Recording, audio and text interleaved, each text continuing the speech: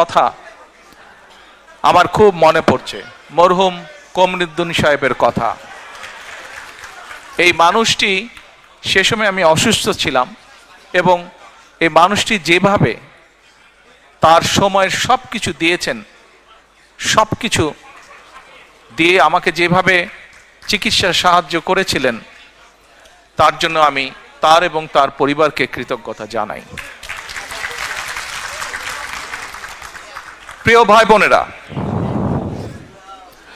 আজকে আমাদের মহান বিজয় দিবস। এই বিজয় দিবসে প্রায় 55 বছর হয়ে গেল বাংলাদেশ স্বাধীন হয়েছে।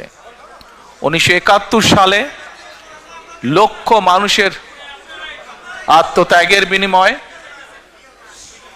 লক্ষ মা বোনের সম্মানের বিনিময়ে, বহু মানুষের পঙ্গুত্বের বিনিময়ে আমরা আমাদের এই প্রিয় মাতৃভূমি বাংলাদেশের স্বাধীনতা অর্জন করেছিলাম।